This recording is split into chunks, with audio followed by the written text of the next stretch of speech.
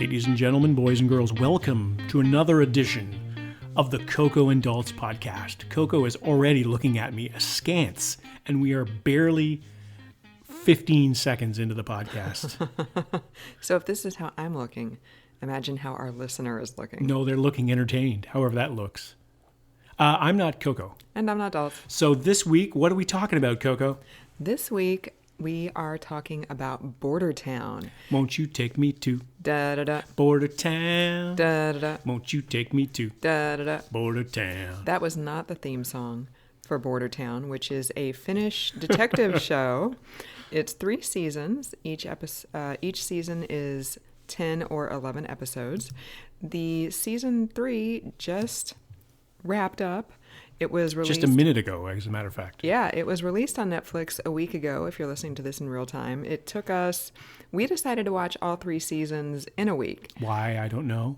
Yeah, I would not recommend doing that. Not that I'm saying I don't recommend the series. I'm just saying that 30 hours of one show in about a 9-day span is quite a bit. If you could see my bloodshot eyes, listener, you would know why.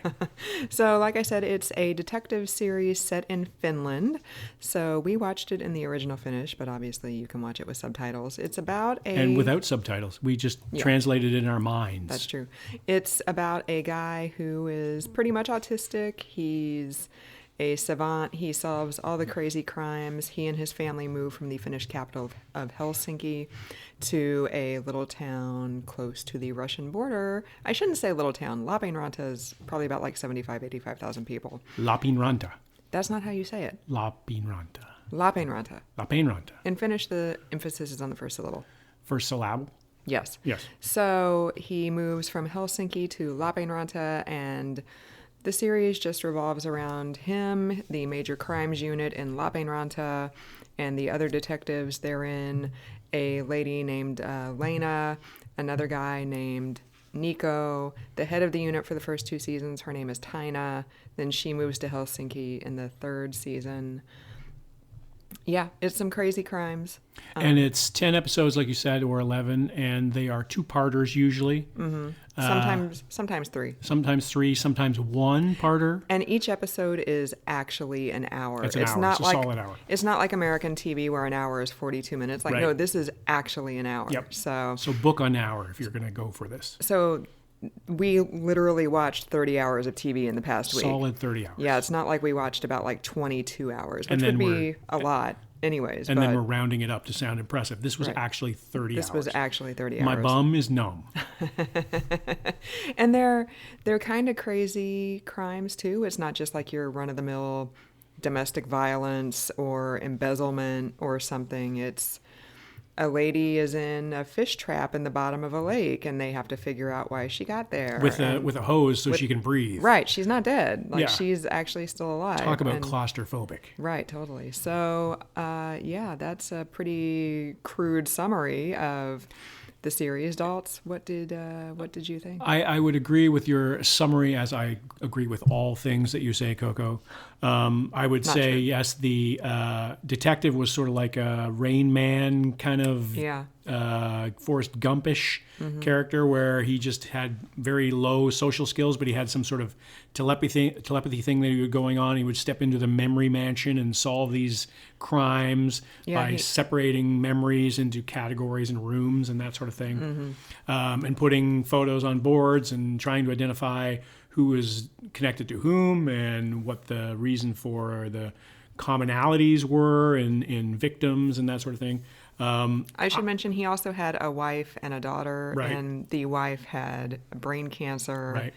And that was a recurring theme over at least the first and the very beginning of the 3rd season. So let's start with pros. Okay. Because I'm upbeat. Okay. Because you're happy that it's over. Let's start with serious pros. Okay. Serious pros was, I thought that the lead character, who was Kari, the detective, I thought he was really well done. He was very elaborate. He had some gestures and he had some mannerisms that I thought were interesting, that I'm sure he developed as the actor into the character whenever he was trying to solve a crime. To me, he's a central character, obviously. Actually, in Finnish, the name of the show is his surname. So it's all about him. Saroninen. Sorjonen. Thank you. And he was great. And I thought overall the acting.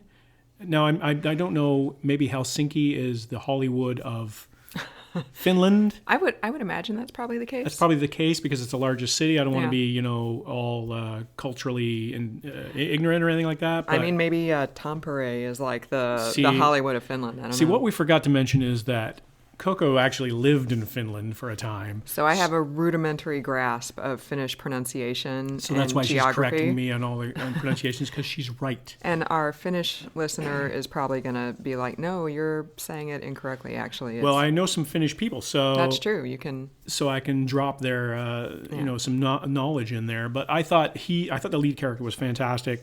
The peripheral characters were pretty good. So you got a hard-ass woman detective who spent some time in Russia and has trying to raise a daughter. And she was, I really liked her character. That was Lena. And then Nico, who was the... as we called him while watching it, he was the Finnish Jake Gyllenhaal because he looked just like Jake Gyllenhaal. But he was a really likable character. But he goes through some things too and some issues and becomes eventually rises to a level of power. And what I was saying was the other actors in this were all very good. Like I didn't see anybody acting. Right. Which, and sometimes when you go into a production such as this and you don't know any of the actors, it's pretty easy to be like, well, that guy's clearly not that. He's acting. But that was really well done. The storylines were all original, like you said. So there's the lady in the cage, and what I really noticed in this series, and maybe this is a European, Scandinavian thing, the women were the central figures in this story in a lot of ways. So Kari's the lead detective guy figuring it out. But a lot of times, the women were the central figure. So in the first two seasons, the chief of police was a woman, but also some of the characters who were the bad guys were women. Mm-hmm. So the pedophile in one episode was a woman. The sniper in one episode was a woman.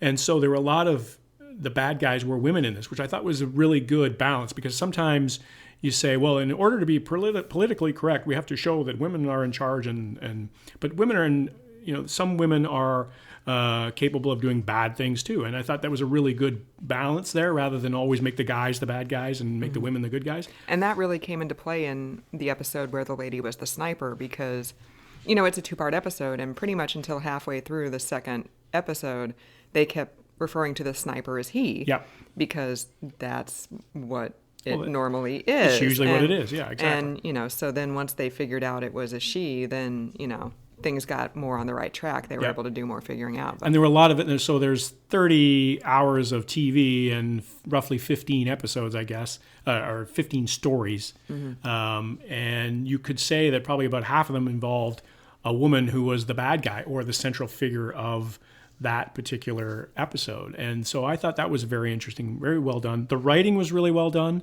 The dialogue was really well done. Like I said, the acting was really well done. So I liked all of that. Mm-hmm. I think, so now let's go to your pros before I prejudice the jury. Well, I agree with you about the acting. I actually, in some ways, enjoyed the supporting cast more than I enjoyed the main character. Oh, you didn't like Rain Man detective guy? I did like him. I thought Anu Sinisalo, who played Lena, I thought she was like the rock star. She was great. Of this, she was great. And the woman who played her adopted daughter, whose name in the show is Katya, but whose real name is Lenita Suzy. Look at you dropping the names without even looking at the notes, the show notes. You're not looking at the show notes at all. I didn't show up to prep today. Wow. So, yeah, you don't have to. Yeah, I know. Steel trap. I'm like Finnish by association. So, okay. So I thought they were both great. Mm-hmm. They were both. Mm-hmm. They could have been very one note, unsympathetic characters, right. But they were both. They were able to show like the hurt underneath the hard exterior. And we should say that the series starts with them, with their stories.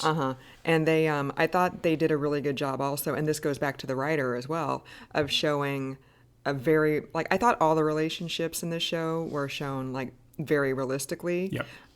But I thought their relationship especially captured like what it's like when you don't especially have a fantastic mother-daughter relationship. Oh yeah. Because like Sorjonen's wife she had depth to her as well, but she was more of like the stereotypical depiction of a mother in pop culture who's like the kind of saintly, angelic. Almost like a Brady Bunch mom. Right, totally. Whereas, the Katya-Elena relationship was not like that at all. There was very much headbutting, like, they really didn't get along. But when they didn't get along, it was because, they loved each other, but they don't really know how to express it. Right. So I thought those characters could have been very one-note and unsympathetic, but they did a really good job of kind of showing all the facets of it. Like, I would totally watch a spin-off of Lena just going to Poland and like trying to find the Russian gangsters laundering money. She was badass. Yeah, I mean, she had no hesitation. She had no compunctions whatsoever. Like she needed to get something done, she would do it, and she would and she's like, if interrogate a guy or whatever. And she's like, if I have to go hide out in like a Russian cabin and like drink shots for 6 months, then okay. So lay low. Yeah, exactly. I'll do it. So I liked Nico as well. I liked his progression from the first season, like the first couple episodes. Finnish Jake Gyllenhaal. When they were Ilka Villi. Oh, look at you. When they were kind of teasing him because he was trying to get on this major crimes team, and they were like, well, his parents are bigwigs and he's just a pencil pusher, and he was like, no, I really want to be on the team. And, so he kind of progressed. He said it in that voice, too. He totally did. From that to, like, in the third season, he ended up taking over the unit. And you could kind of see how now he's back to being a pencil pusher, and he's not in the field. And he's not happy about it. And he's not happy about it. And maybe there's a little bit of an allusion to the fact that he's a little too reliant on his painkillers after he got shot in the second season finale. But you can also see in the character, like in his wardrobe, like he's grown out his hair, so he doesn't have the buzz cut, and now he's not just wearing a hoodie and skinny jeans. Now, like did you prefer him with shorter hair or with the bouffant in charge hair? I like the bouffant. Did you really? I did like the bouffant. See, when I first saw him in the start of the season 3, I was like, oh, I don't know if I like that look.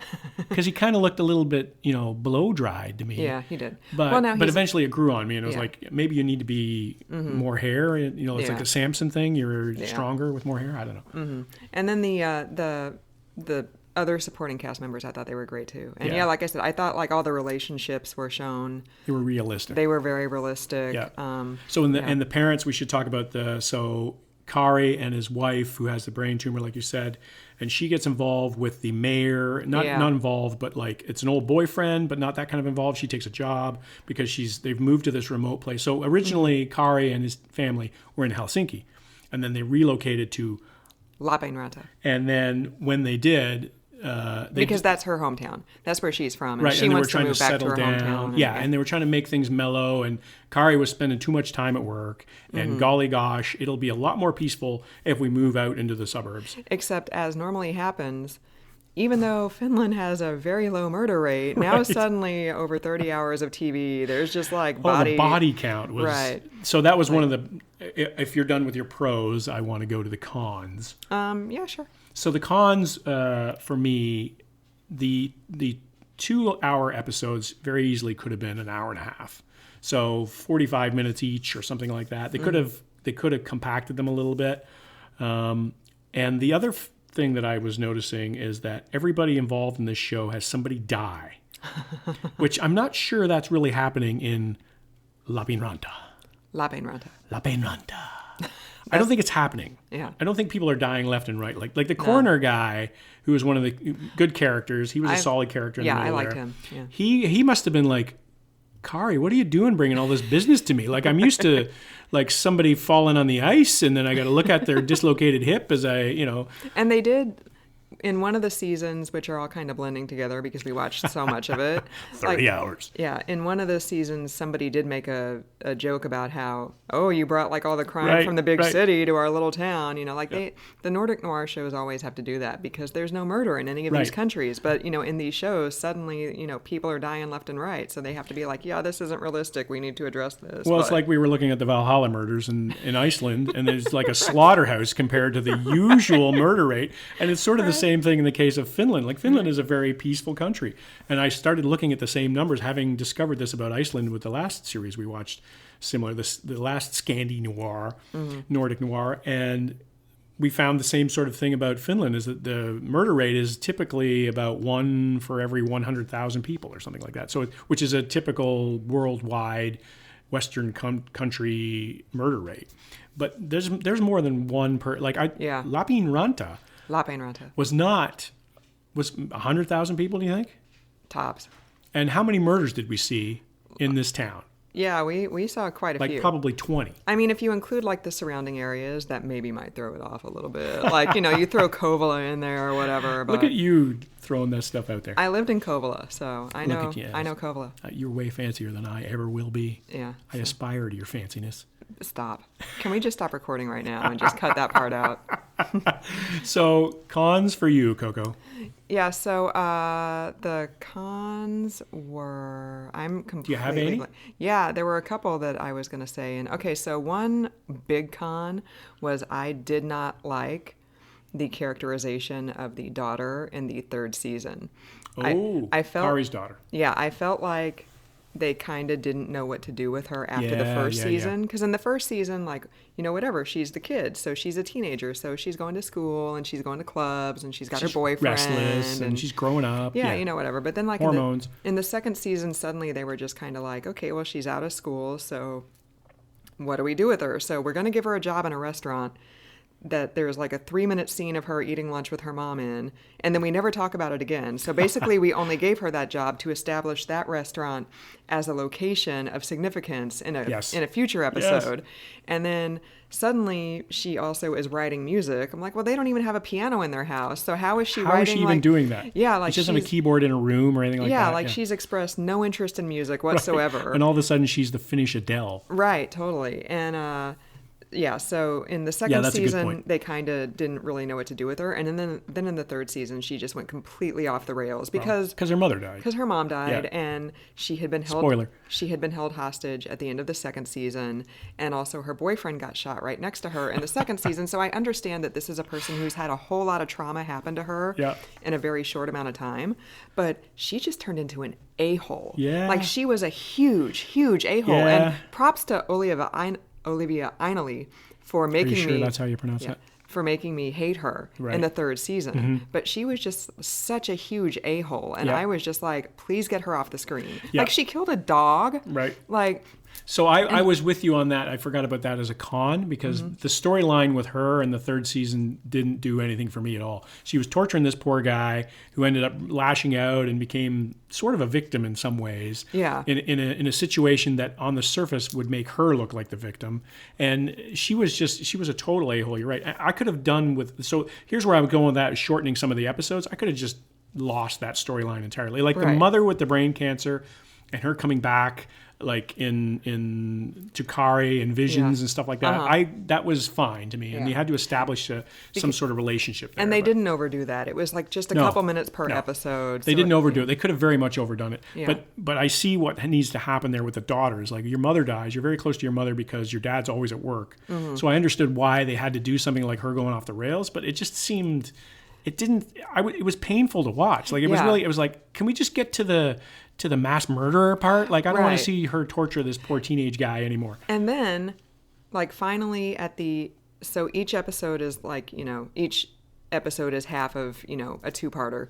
And then at the end of episode 8, her storyline finally got resolved. Like, they finally figured out what's going on with her and everything. But then in the last 2 episodes, there was no mention of she's going to therapy. Right. Like, she's trying to work out these problems. She kind of disappeared. She just suddenly turned into, like, happy, smiley Janina from the first season. And I'm like, what are you doing? Yeah. Like, this is not realistic whatsoever. Yeah. So Maybe they're going for season 4 resolution or something like that. But right. Well, so I didn't enjoy the daughter's storyline in season 3 at all. I'm with And you. the other thing that really annoyed me was, and they didn't do this so much on season 3. I thought season 3 was a rebound from season 2, which kind of like also went off the rails for me a little bit. But everything, like Kari's family was always involved in his cases. Yes. So like the second season finale involved his family being held hostage. Yes. And then, like I said, Janina's boyfriend got shot and killed by the lady sniper in one of the other episodes. Well, they didn't have to kill him off. Like there was and he was part of this family that was also involved with the mayor and the business and everything, which was like a side story that never really fully developed as far as I was concerned. Yeah, so there were...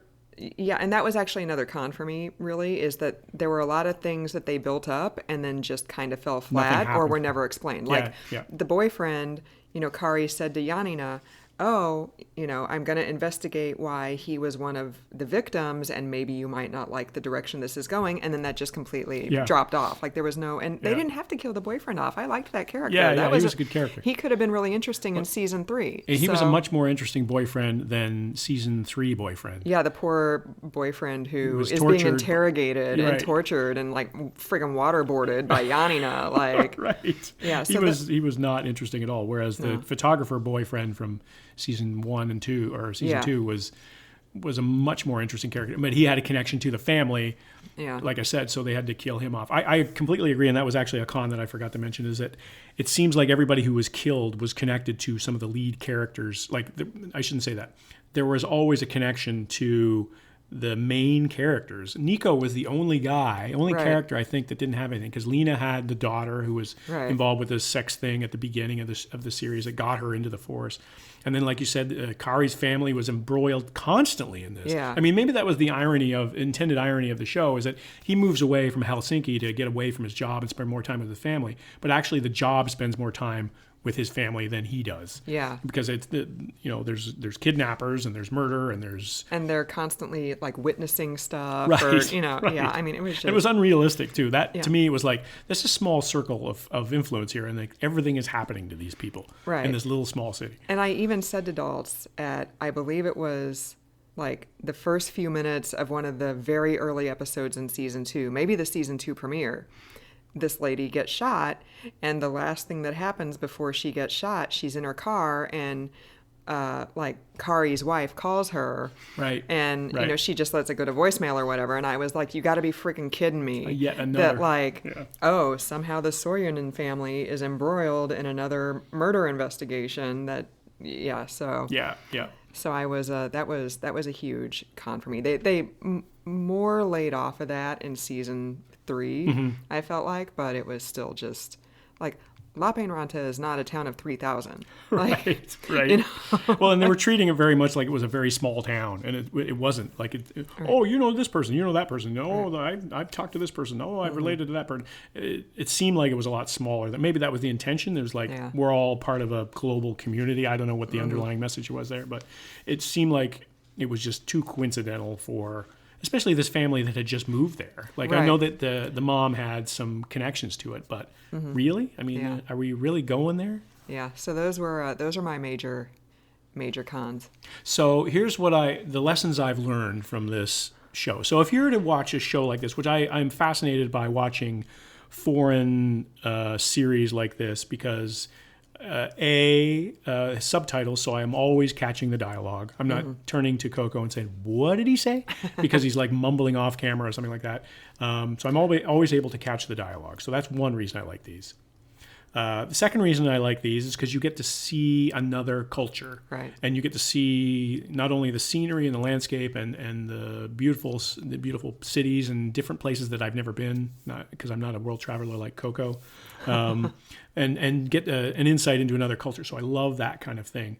But what I learned from this, so what I've learned stereotypically from this series, so if I was not to know anything about Finland at all and then watch this show, you would think that it's just like a Holocaust. It's just like murder capital of Scandinavia. So I do know some Finnish people, so hello to all my Finnish friends out there.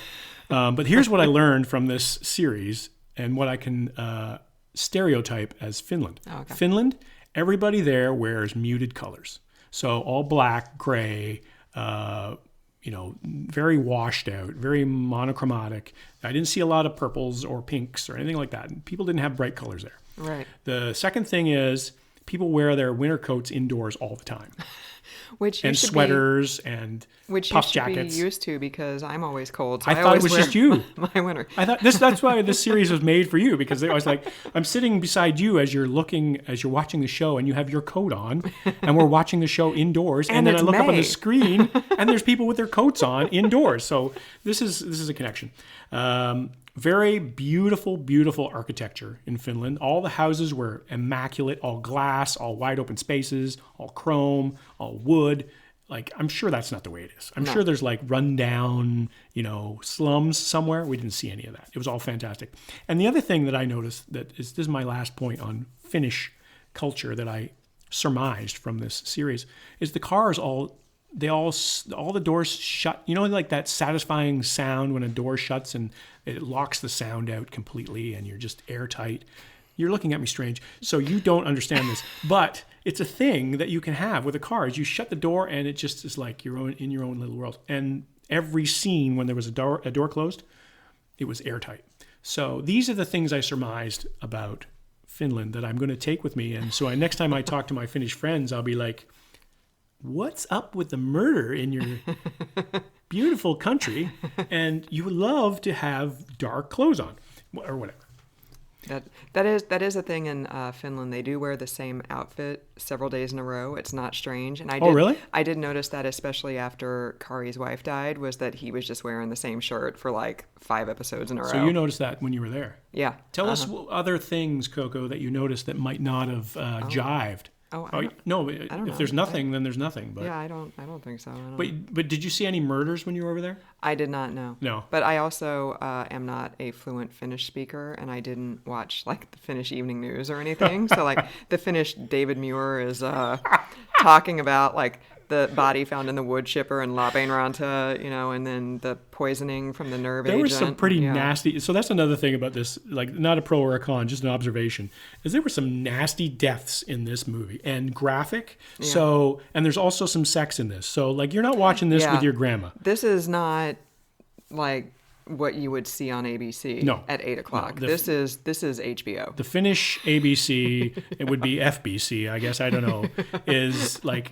They don't care. And the kids are drinking wine and they're 17 and they're having sex in the bedroom upstairs in their own house and their dad's downstairs. Like there's a lot of, I'm a liberal guy and everything like that, free-minded and everything like that. But some things I don't think I could put up with.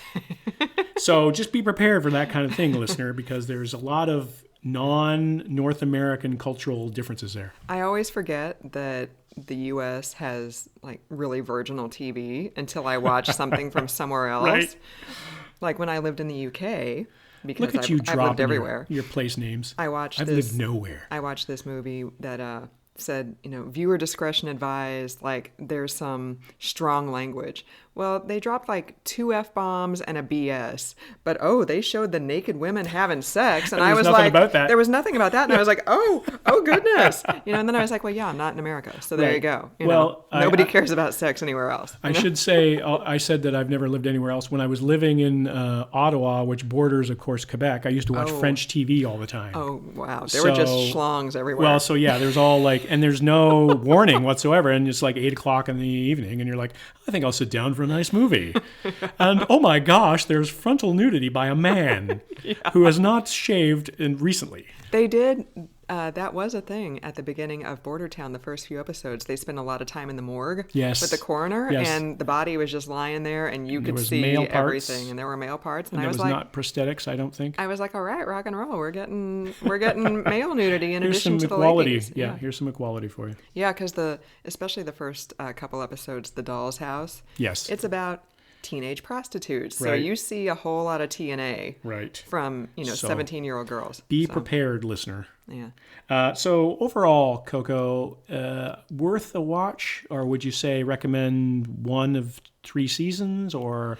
I would say watch all 3 seasons, just not in 1 week like we did. Because you might go homicidal? Like space it out for sure. Yeah. So I'd give it like 1.5 bullets up. So maybe like watch a season and then watch Dumb and Dumber or something like that, like a palate cleanser? No, not Dumb and Dumber. Never Dumb and Dumber. Or Airplane? What about you? What do you recommend? I would say that I liked it. I think it's worthwhile, but yes, I think that this would be a better series to watch in the traditional TV format. So 1 week at a time, because there's enough suspense between each of the connected episodes that you're like, I got to know what's happening. Yeah. This one is hard on the binge watching factor because I think it just wears you down eventually. Yeah. But the quality of the series was very good, very high. Yeah. I would say it's probably a really good binge watch for quarantine, like when you got nothing else to do. Right. In regular times, not so much. Yeah, in regular times, perhaps not. But whatever those are. Are we ever going to go back to those ever again? Regular times. Yes. So I would give it. How many I gave it like 1.5 bullets up. 1.5 bullets up. I would give it, I would give it 1.5 frozen cadavers up. Right. 1.5 severed limbs Right. up. There's 2, yes, exactly. You took the words right out of my mouth as usual. So overall, a recommended watch, but caveat, recommended. Yeah, definitely. Yeah.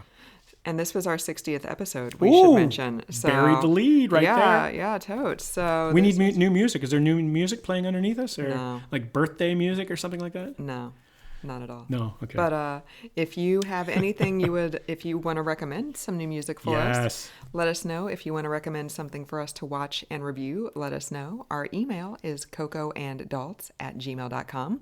You can also find us on Twitter and Facebook at cocoanddalts.